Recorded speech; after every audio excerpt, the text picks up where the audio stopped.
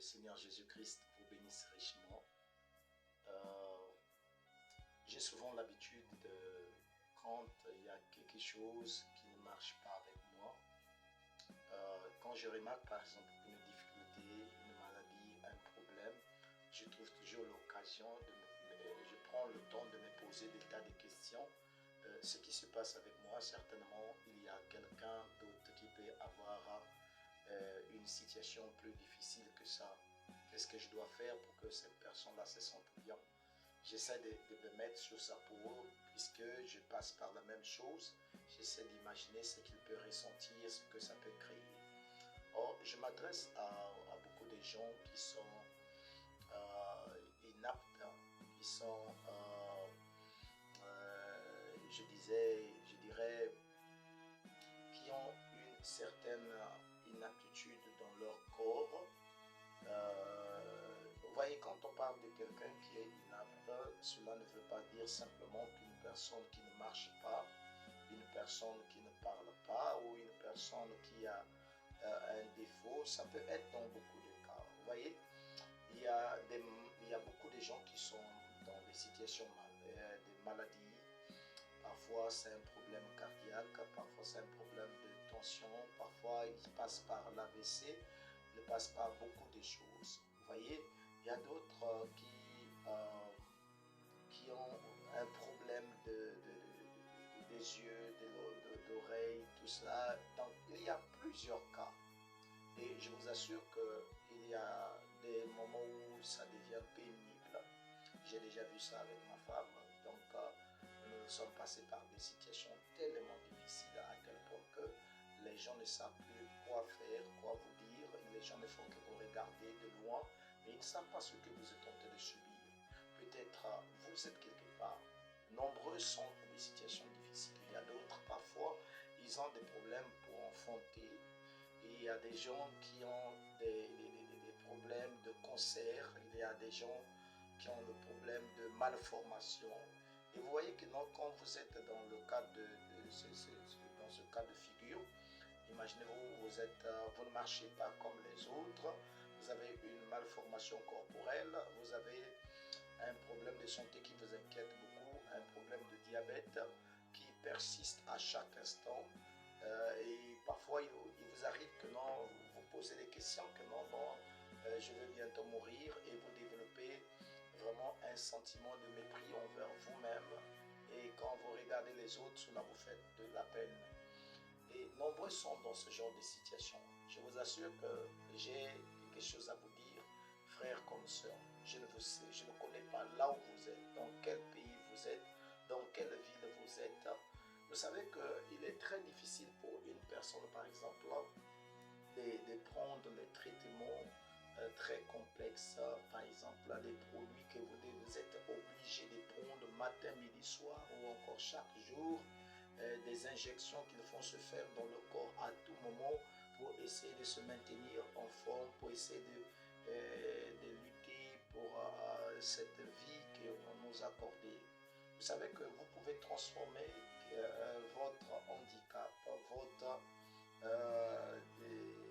problème en une arme qui pourrait aider, qui pourrait vous donner le goût de vivre, qui pourrait vous amener à comprendre que vous n'êtes pas quelque chose de raté, vous n'êtes pas une personne qui a déjà tout perdu, et vous avez encore beaucoup à gagner.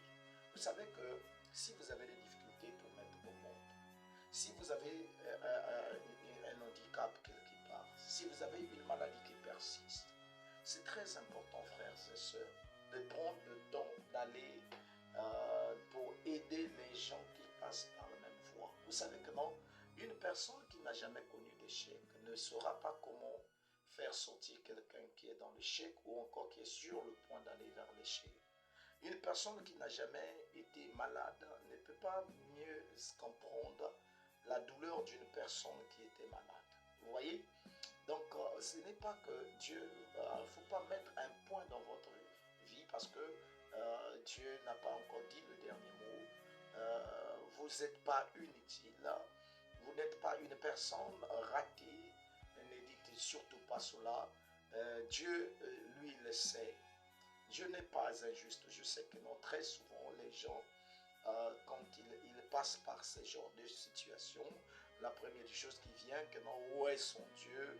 Où est le Dieu dont on nous parle à chaque instant? Vous voyez, Job est passé par là. Imaginez-vous que non, Job était frappé par l'ulcère malin, à tel point que tout son corps était rempli de blessures. Vous voyez, donc, de la tête jusqu'à la plante de pied, à tel point que tout le monde l'avait rejeté, il avait tout perdu. Ton cas n'est pas si grave que le cas de Job, mais jamais Job a maudit le Seigneur. Quoique les gens pouvaient lui dire, maudit ton Dieu et meurt. Mais Job disait que l'Éternel a donné, l'Éternel a repris, que le nom de l'Éternel soit béni. Il n'a jamais prophétisé des paroles injurieuses envers le Seigneur. Donc c'est pour vous dire, frères et sœurs, vous savez que non, Dieu sait, parce que Dieu ne peut pas permettre que cette situation difficile puisse vous arriver sans pourtant qu'il y ait de la force en vous pour surmonter cela. Certainement, vous avez cette force, vous avez cette capacité. Donc, ne baissez pas les bras. Ne vous dites pas que vous êtes seul. Il y a des gens à travers le monde qui sont peut-être dans une situation pire que la vôtre. Il y a des gens qui sont dans les douleurs plus controversées, des situations que l'on ne pourrait pas décrire. Vous voyez que non, une personne qui exhibe son corps à travers les réseaux sociaux, qui essaie de montrer combien Dieu m'a rendu belle, combien Dieu m'a rendu ceci. En fait, je ne leur blâme pas, je ne les accuse pas, mais ils ne savent pas. Beaucoup ne connaissent pas. Beaucoup ne savent pas ce que c'est la douleur, ce que c'est la souffrance, ce que c'est la tristesse. Comprenez, changez votre manière de voir. Dieu a une mission pour vous. Dieu a un travail pour vous. Dieu a besoin de vous pour accomplir quelque chose. Vous êtes depuis le sein de votre maman. Si Dieu vous a rendu, vous a gardé aujourd'hui, ce n'est pas parce que il a voulu, il n'avait rien à faire, mais parce qu'il savait que pourquoi tu devais passer par là. Ce n'est pas qu'il te méprise, parce qu'il a connu la grandeur en toi. Vous savez que non, très souvent quand les situations perdurent, le grand problème qui arrive, c'est la sorcellerie. Il est vrai que parfois certaines choses sont les fruits, encore l'œuvre d'une main noire. Mais cependant, malgré la main noire ou quoi que ce soit, Dieu a le dernier mot. Dieu a une mission. Dieu est celui qui peut résoudre chaque situation de ta vie. Tu sais que non, te plaindre, ça ne résoudra absolument rien. Mais si tu peux seulement te prendre, voyez, imaginez-vous, j'ai suivi un serviteur de Dieu qui n'a pas de bras, qui n'a pas de pieds, mais qui est en train de témoigner des gloires de l'Éternel, qui est en train de témoigner l'amour de Dieu. Maintenant, qu'en est-il de toi, frères et sœurs? Qu'est-ce que tu peux dire devant cette personne qui ne peut se tenir sur ses bras et sur ses pieds, excusez-moi, qui ne peut arriver à toucher quelque chose de ses mains, qui ne peut pas se mettre debout, mais qui néanmoins est en train de témoigner des richesses insondables de Dieu. Regardez donc rien que le souffle de vie que Dieu lui a donné. Il est reconnaissant envers ce souffle de vie.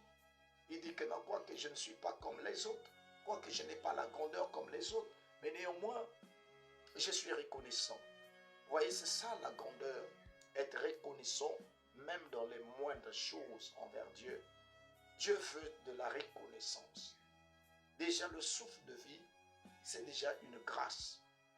Donc, frères et sœurs, toi qui es dans une situation de maladie, il faut croire que non, Dieu est encore capable de faire des prodiges dans ta vie. Non seulement il est capable de te guérir, mais il est aussi capable de restaurer tout ton être. Il est capable aussi de faire de toi une personne qui aidera beaucoup de gens.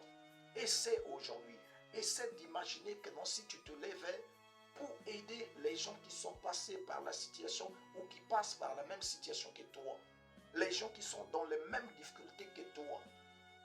Vous voyez que non, il m'est arrivé de remarquer que j'avais un problème vraiment d'étouffement terrible, j'avais une tension artérielle vraiment très difficile, à tel point que tu restais toi-même, tu sentais parfois que non, tu es proche de la mort, tu dis que non Seigneur, qu'est-ce que j'ai fait de bon? Je n'ai rien fait de bon de cela. Oh Dieu, si tu pouvais m'accorder encore un peu de temps, peut-être je pourrais dire quelque chose à quelqu'un.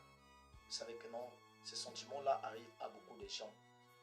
Vous pouvez utiliser ça pour dans une bonne condition, encore d'une bonne manière, et vous allez aider beaucoup de gens. Donc ma soeur, mon frère, toi qui es malade, qui es dans les difficultés, sache-le que Jésus-Christ dit par ses meurtrissures, vous avez déjà été guéri. Si une personne est guérie à l'intérieur de toi, ton âme comprend qu'il y a quelqu'un qui t'aime, alors que tout le monde peut te regarder comme un déchet, comme quelque chose qui n'a pas assez d'importance. Mais si tu comprends, tu commences à l'intérieur de toi qu'il y a quelqu'un qui m'aime, alors que je ne suis pas aimable, tu verras que non, tu seras plus en bonne santé que les gens qui prétendent l'être. Tu seras plus à l'aise à l'intérieur de toi. S'il y a une personne qui est très malade, c'est l'homme intérieur, par nos péchés, par nos fautes, par nos manquements, par nos préjugés, par notre orgueil, par tout cela. Change la manière de voir, que le Seigneur Jésus-Christ te soutienne, que le Seigneur Jésus-Christ fasse de toi une arme pour aider les gens en difficulté. Que Dieu soit avec toi. Shalom.